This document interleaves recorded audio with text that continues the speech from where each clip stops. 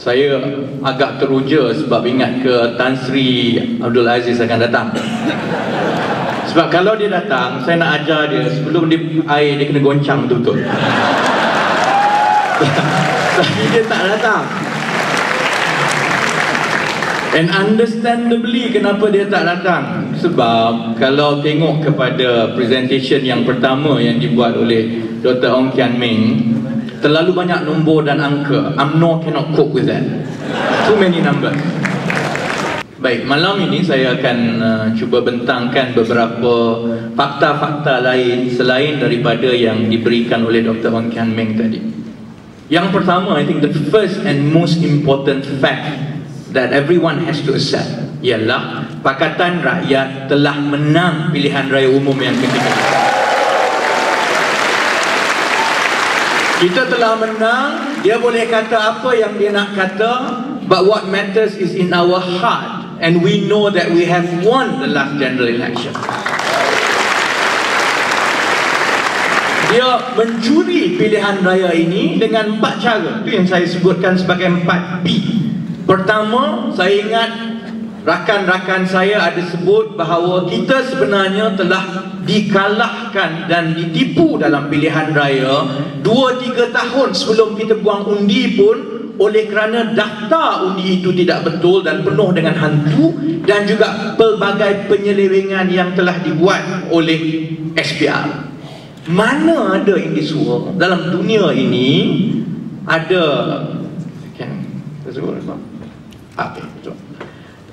kita boleh pergi mana-mana in this world, tidak ada dalam negara, dalam dunia ini yang mana Suruhanjaya pilihan rayanya tidak boleh mengendalikan dakwah kekal. Kalau you tak boleh jaga dakwah kekal, you letak jawatan lah ramai-ramai. How difficult it is. Sebab di India 1 bilion dia dah pakai dakwah kekal ini 20-30 tahun. No problem. Tak ada timbul masalah yang ada sekarang.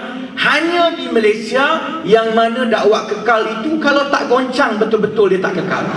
Boleh Malaysia. Kemudian saudara-saudari, kita berdepan dengan media yang paling teruk dalam dunia. Ada media perdana dekat sini tak? Because I want to tell you, you are the worst in the world. Tidak pernah ada macam itu. Kalau in my work, masa dekat Petronas dulu, I've gone to almost 34 countries in the world. Termasuklah negara yang paling dikemput sekali in this world. I've gone to former communist country. Saya pernah pergi Turkmenistan, Uzbekistan. I've gone to Chad, I've gone to Sudan, Ethiopia, Mauritania, semua. TV3 ni bagus sedikit daripada Turkmenistan. Sedikit saja. Bila kita berdepan dengan media dan propaganda macam ini tiap-tiap hari, the fact that kita masih lagi menang undi popular, maknanya kalau media kita bebas, kita mesti menang 60% undi popular. Kemudian di Pulau Pinang, Saudara Lim Guan Eng jadi mangsa. Saya dapat banyak bukti daripada balik pulau. Dia beli undi tak malu-malu. Dulu orang kata nak rasuah bawah meja. Sekarang atas meja pun dia rasuah dah sekarang. Tak malu. Dan dia bukan rasuah hanya dalam 2 minggu berkempen. Dia dah rasuah 4 tahun yang dulu. Prim 1, Prim 2, Brum Brem, semua dia dah bagi. Sepatutnya kalau dia dah rasuah macam itu, menggunakan wang kita, BN boleh tak? Kalau paling kurang lah, with that kind of bribery, I would have expected BN to at least win 145 seats lah, not only 133 seats. Dan yang terakhir sekali, 4P yang menyebabkan kita kalah sudah tentu ialah kerana persempadanan. Oleh kerana rakan sebelah kiri kita ni yang tak hadir ni sepanjang masa berat sebelah.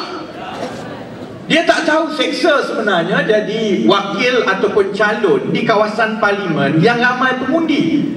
Kalau Barisan Nasional tempat dia bertanding, Nazri Aziz contohnya, ada lebih kurang 20,000 orang lebih pengundi, dia kena bersalam 10,000 orang je. Saya dengan On Kian Ming kena bersalam 70,000 tau. 70,000 shake hand.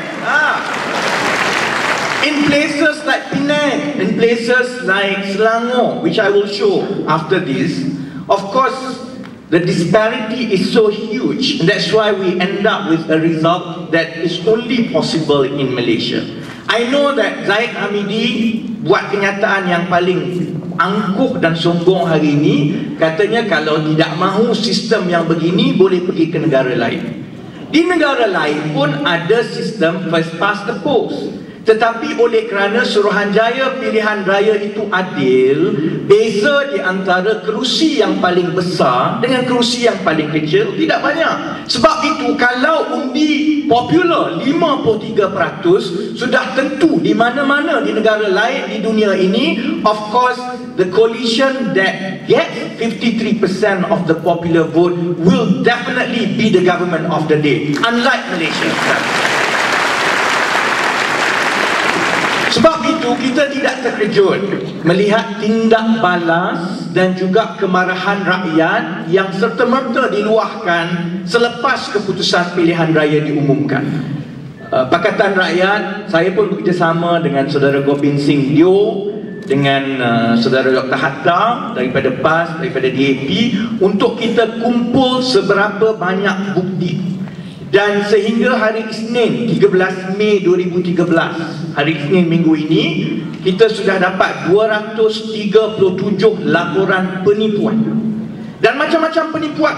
Yang paling hebat yang kami dapat setakat ini adalah di kerusi Parlimen Besut yang ditandingi oleh Menteri Pelajaran kedua yang baru dilantik, Datuk Seri Idris Yusof. Di Besut contohnya, laporannya is very shocking kerana 24 pegawai SPR diarahkan untuk menyerahkan kertas undi kepada wakil BN dan dibayar RM100 kerana serah undi kertas undi kosong.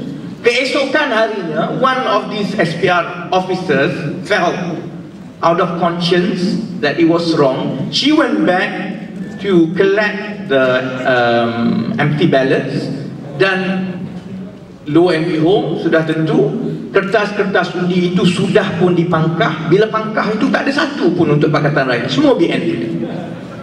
Kemudian kita ada banyak kes, termasuk satu di Serdang sendiri yang dilakukan di Puchong, yang mana pengundi dinafikan hak kerana orang lain telah mengundi. Bagi saya, ini adalah bukti yang paling kukuh bahawa hantu-hantu wujud dalam daftar pengundi kita. Kalau tidak ada phantom voters, how come when you as a genuine and bona fide voter, when you turn out to vote on that morning, you were told that someone else had come earlier and voted on your behalf? Sebab itu, di kebanyakan tempat yang berlaku seperti ini, pegawai SPR kata, tak apalah, diam-diam, boleh undi sekali lagi. Sebab dia tahu dengan wujudnya kejadian seperti ini mengesahkan bahawa pengundi hantu wujud. Maknanya kad pengenalan diberikan kepada orang yang berbeza supaya orang itu boleh mengundi 2-3 kali menggunakan nama ataupun identiti orang lain, dan hantu-hantu inilah yang membenarkan UMNO Barisan Nasional merampas Putrajaya walaupun rakyat Malaysia telah menolak mereka dalam pilihan raya umum yang lepas. Sudah tentu kalau di Pulau Pinang kita ada banyak laporan mengenai beli undi. Saya tunjukkan beberapa laporan. Semua setakat ini yang kita dapat. Oleh kerana kita nak yakinkan kepada rakyat bahawa penipuan ini berlaku secara berleluasa, we want to prove to everyone that the fraud and irregularity is systemic and systematic. Sebab Barisan Nasional akan kata, kalaulah betul ada berlaku penipuan, kenapa boleh menang di Pulau Pinang? Kenapa boleh menang di Selangor? Kenapa boleh menang di Kelantan? Terengganu ada syik. Sebabnya ialah kerana orang Pulau Pinang, orang Selangor, orang di tempat-tempat yang banyak menyokong kita, orang di negeri-negeri ini terlalu menyampah dengan UMNO Barisan Nasional yang mengundi itu terlalu besar, bawa hantu pun tak boleh menang. Tetapi di kawasan-kawasan yang mana persaingannya itu lebih sengit, apabila ada penipuan secara tersusun dan sistematik yang bermula daripada SPR, maka sudah tentu keputusannya itu akan berubah. Dan sebab itu kita mengenakan syarat yang cukup penting. Setiap laporan yang dihantar kepada kita mestilah mempunyai laporan polis, mestilah pengadu itu sanggup untuk membuat akuan bersumpah, mestilah ada bukti-bukti lain, kerana kita nak tunjukkan bahawa penipuan yang berlaku dan penyelewengan ini berlaku secara sistematik di seluruh negara. Ini yang saya rasa di Puchong dan ada beberapa lagi yang lain, semuanya ada laporan polis, ya. Sebab itu saudara-saudari, soalan yang ditanyakan kepada Datuk Seri Anwar dan juga pimpinan Pakatan Rakyat, kenapa kita mengadakan himpunan Black 505 untuk kita bantah dan tipu keputusan pilihan raya? Saya telah sebut sebelum ini bahawa kalau kita tidak lawan penipuan ini, tak guna kita masuk pilihan raya lepas ini. If we don't correct it now, if we don't push them to the wall and pressure them to concede and give concession that even if you want to have your media, even if you want to bribe the voters, you must make sure that there are certain reforms that have to be done with our electoral system. I tell you, everyone who is present tonight, there is no hope for election and democracy in this country. They cheat today, they will cheat tomorrow, they will cheat again in 5 years' time, because they have been cheating for the last 55 years. Dan pandangan inilah yang disokong dan dikongsi bersama oleh beratus-ratus ribu rakyat Malaysia yang telah turun menyertai himpunan-himpunan hitam yang bermula di Kelana Jaya minggu lepas. Kita telah buat di Kelana Jaya, Batu Kawan, Ipoh, Kuantan dan Ulu Tiram. Dan anggaran kasar, the most conservative estimate would have put that nearly 400,000 citizens have come and joined to protest electoral fraud committed by UMNO Barisan Nasional in the last general election. Sebab itu, cuba tengok yang ini. Kalau ikut Rais Yatim, and thank God he's no longer there. Kalau ikut estimate Rais Yatim, mengikut formula dia, ada lebih kurang 2,000 orang dekat situ.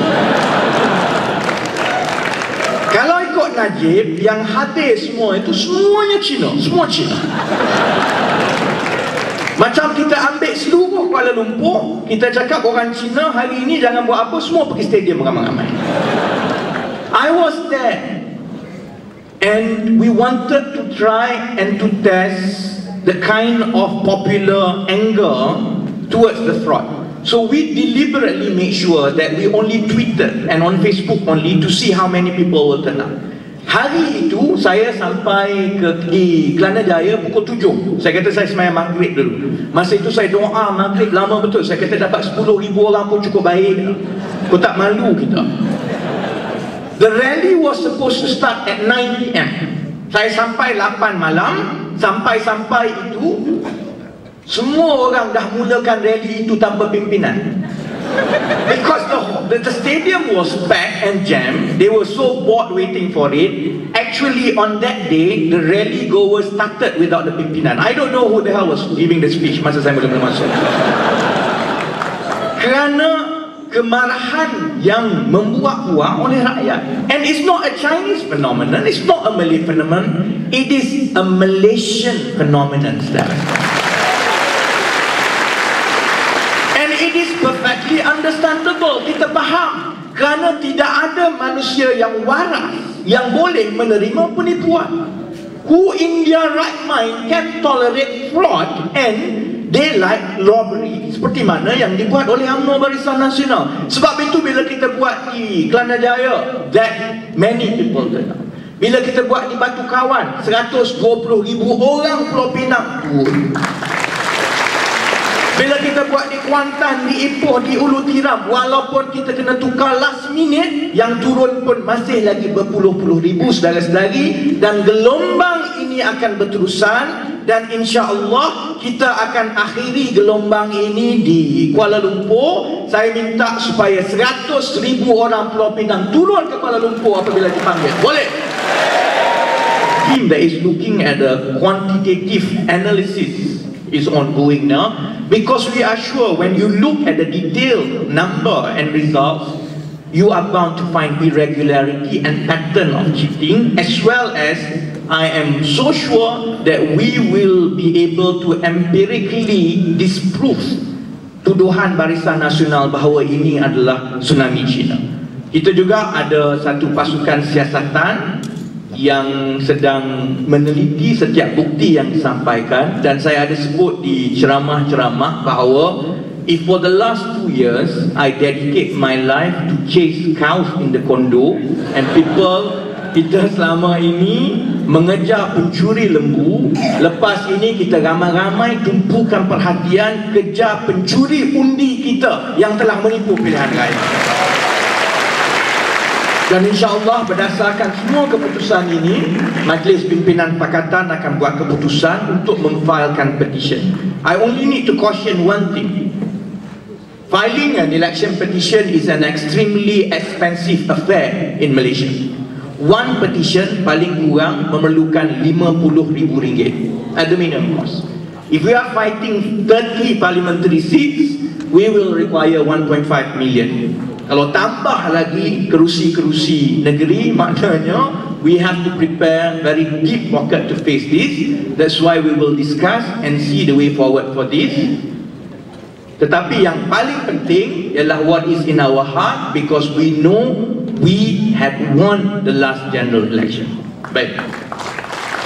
Saya ada 3 fakta aja, don't worry. Second fact, kita tahu bahawa SPR tidak bebas, dan sistem pilihan raya di Malaysia sekarang adalah berat sebelah. Kita semua tahu kegagalan SPR, daftar yang tidak bersih dan dakwat yang tidak kekal. Sebab itu minggu depan, dengan persetujuan rakan-rakan daripada Pakatan Rakyat dan juga dengan NGO-NGO lain, kita akan melancarkan kempen supaya seberapa ramai rakyat Malaysia melancarkan dan membuat laporan polis kerana dakwat yang sepatutnya kekal itu tidak kekal. We will make sure and we appeal to as many Malaysians as possible to lodge a police report starting from next week to complain and to make it formal that SPR has failed in its most important duty and simplest duty to make sure that the ink was supposed to be indelible in the first place. Dan yang paling penting yang saya nak tunjukkan malam ini ialah soal persempadanan oleh SPR yang tidak mewakili suara rakyat. Sebab itu walaupun kita menang undi popular, tetapi mereka masih lagi bertakhta di Putrajaya. Baik. Kita tengok analisa semua kerusi-kerusi ini. Kita tahu kerusi yang paling ramai pengundi adalah kerusi kapal di Selangor, 144,159 pengundi berdaftar.